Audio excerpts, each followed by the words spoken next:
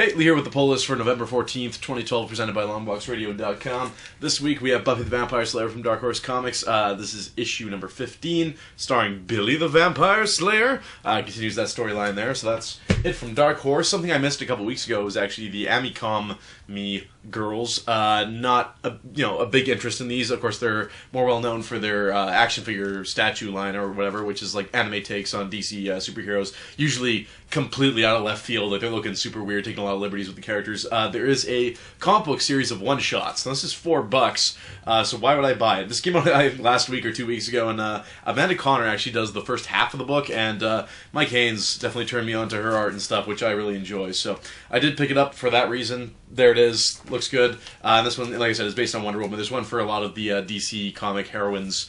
So, I mean, if you are, or heroines rather, if you are interested at all in any of them or any of the artists involved, you should probably get on it. So that's pretty neat. It's in, looks like a new 52 book and stuff like that. It's kept flush with everything. So cool stuff. Anyways, coming to us from Scott Snyder and Greg Capullo, of course, is Batman number 14. This is continuing the Death of the Family storyline. We got Joker there sitting back. You've probably seen this image already if you're into comic books. It's been circulating around the web for quite a while.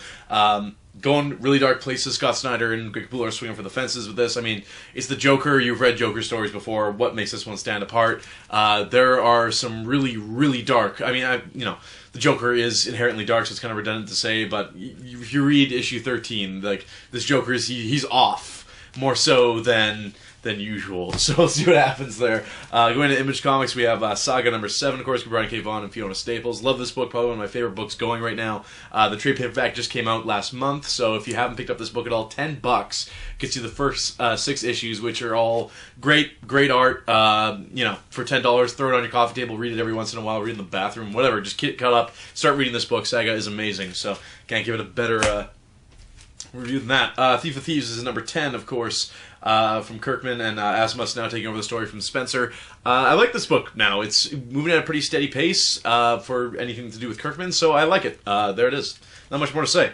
The Walking Dead, we have... that's 104. We have Rickson on the cover there. He's looking, he's had better days. That's a really, really big rifle, even for how old he would be. How old is he canonically? He'd be like 13, 14? I don't know. That gun looks too big. I don't know. Anyway, enough criticizing the cover. Going on to Marvel. We got a bunch of Marvel Now books launching this week. All New X-Men, number 1, coming to us from Brian Michael Bendis, who's taken over X-Men, obviously. Stuart Immonen's on the art, so I had to at least pick up the first issue. And the plot here, I believe, revolves around the fact that the first-class X-Men come to the future, and they see the current state of the X-Men, and they're not too happy about it. That's all I know about it. So, of course, you have the OG X-Men on the front there. So I'll read the first issue. Why not? Moving on, we have Amazing Spider-Man. This is $6.97, counting down to whatever Dan Slott and Christos Gage have planned for us at issue 700. Christos Gage is a name that shows up on Spider-Man every once in a while, aside from Dan Slott. He did a two-issue arc, I think before Spider Island started, and his name's been popping up on a lot of the issues recently, so I don't know if he's being groomed to take over Amazing Spider-Man. If that's the case, Mike Haynes of the podcast will be very upset, because he's not a big fan of the guy, but that kind of seems like where the puck is going here, so to use a Canadian analogy. So there you have it.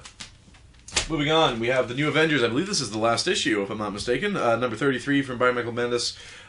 There it is. Not much more to say. I'm actually behind on this book. I haven't read the last 2 issues, so I have no idea where that book's at right now, so I won't tell you about the plot. Thor, God of Thunder, brand new book, Marvel Now. This is coming to us from Jason Aaron and Esad Ribic. This is number 1, of course. I'm down with Jason Aaron. I'm down with Jason Aaron writing Thor, and the cover is pretty cool, so I'm there. Not much more to say about that. I haven't ever read a Thor book, so this will be aside from tie-ins that are Thor heavy, like your Siege and whatnot. I've never read anything dedicated to Asgard and Thor and those characters, so looking forward to it, I guess. Ultimates number 18 coming to us from Humphrey Still. Another book I'm actually a couple issues behind on, so I don't really have anything to say. Cap is president, though, and here he is planting an American flag with the other 2 Ultimates, so all's good in America. Venom. We have number 27, Minimum Carnage Part 5. I haven't been reading the Scarlet Spider tie-ins to this, so hopefully they catch me up, because I don't really feel like giving that book any more money, rather, after that one issue. I think it was issue 6, where they're just honoring the bomb or whatever. That was the most surreal experience I've ever had reading a comic book. It was all over the place, so that's it. So that's coming to us from, I believe, it's Chris Bunn, if I'm not mistaken. There's a lot of Chris's in comics, and I just want to make sure I'm right. Why not? This is riveting stuff, isn't it? Wow, his name isn't anywhere on the inside cover.